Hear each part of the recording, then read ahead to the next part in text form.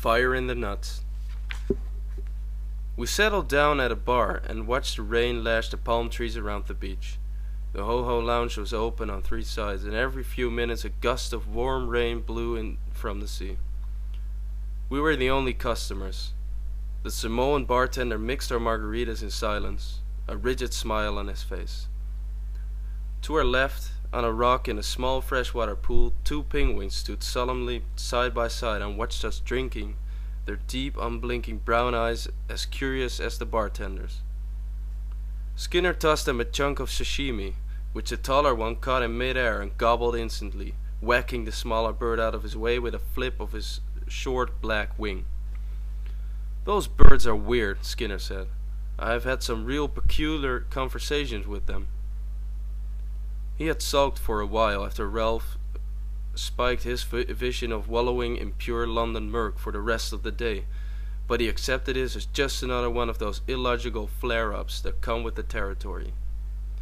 After 3 or 4 rounds the glint was back in his voice, and he was looking at the penguins with a lazy eye of a man who would not be bored too much longer. "They're a husband and wife team," he said. "The old man is the big one. He'd peddle their ass for a handful of fish." He glanced over at me. "You think Ralph likes penguins?" I stared at the bird. "Never mind," he said. "He'd probably kill the poor beast anyway. The British will fuck anything. They're all perverts." The bartender had his back to us, but I knew he was listening. The rigid smile on his face was looking more and more like a grimace. How many times had he stood calmly back there on the duckboards and listened to respectable-looking people talk about raping the hotel penguins? "How long is this goddamn rain going to last?" I asked. Skinner looked out at the beach. "God knows," he said. This is what they call Kona weather. The wind gets turned around and the water comes up from the south. Sometimes it lasts for 9 or 10 days. I didn't really care. It was enough at this point to be away from the snowdrifts on my porch in Colorado. We called for another brace of margaritas and relaxed to talk for a while. I kept one eye on the bartender while Skinner told me about Hawaii. People get edgy when the Kona weather hits. After 9 or 10 straight days of high surf and no sun, you can get your spleen kicked completely out of your body on any street in Honolulu just for honking at a Samoan. There's a large and increasingly obvious Samoan population in Hawaii. They are big, dangerous people with uncontrollable tempers, and their hearts are filled with hate by the sound of an automobile horn, regardless of who's getting honked at. Caucasians are called haole peoples by the native Hawaiians, and racial violence is a standard item in the daily newspapers and on the evening TV news. The stories are grisly, and the few are probably true. A current favorite in Waikiki is the one about a whole family from San Francisco, a lawyer, his wife and 3 kids, who got raped by a gang of Koreans while strolling on the beach at sunset, so close to the Hilton that people sipping pineapple daiquiris on the hotel veranda heard their screams until long after dark, but they shrugged off the noise as nothing more than the shrieking of seagulls in a feeding frenzy. "Don't go near the beach after dark," Skinner warned, "unless you feel seriously bored." The Korean community in Honolulu is not ready yet for the melting pot. They are feared by the haoles, despised by the Japs and Chinese, scorned by Hawaiians, and occasionally hunted for sport by gangs of drunken Samoans who consider them vermin like wharf rats or stray dogs. "And stay away from Korean bars," Skinner added. "They're degenerate scum, cruel, bloodthirsty little bastards. They're meaner than rats and a hell of a lot bigger than most dogs, and they can kick the shit out of anything that walks on 2 legs, except maybe a Samoan." I shot a quick look at the bartender, shifting my weight on the stool and planting both feet on the floor. But he was working the adding machine, apparently deaf to Skinner's raving. What the hell, I thought. He can only catch one of us. I picked my Zippo off the bar and casually buttoned my wallet pocket. "My grandfather was Korean," I said. "Where can we meet these people?" "What?" he said. "Meet them?" "Don't worry," I said. "They'll know me." "Fuck 'em," he said. "They're not people. It'll be another 100 years before we can even think about letting Koreans mate with anything human. I felt vaguely sick, but said nothing. The bartender was still engrossed in his money work. Forget it, Skinner said. Let me tell you a Negro story. It'll get your mind off the Koreans.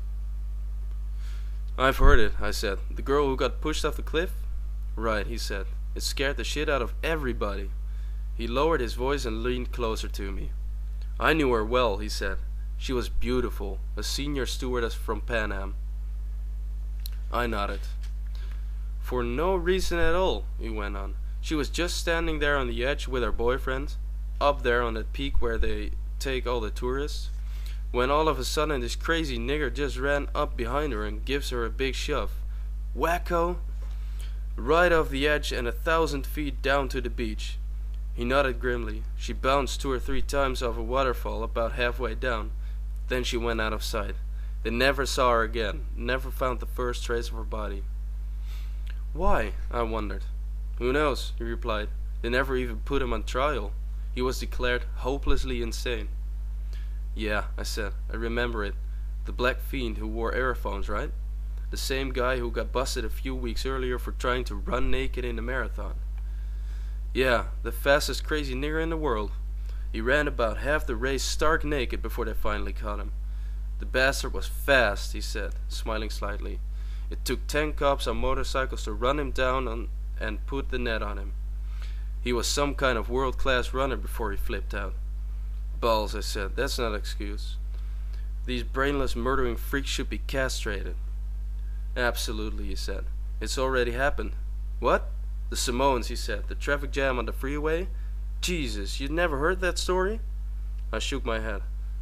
Okay, he said. This is a wonderful story about how your worst nightmares can come true at any moment.